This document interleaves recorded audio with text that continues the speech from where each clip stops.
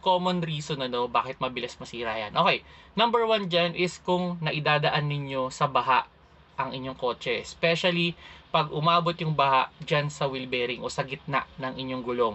So ang tendency kasi niyan, papasok yung tubig dun sa ating wheel bearing. Although silyado yan, pero syempre through time pwedeng pumasok pa rin.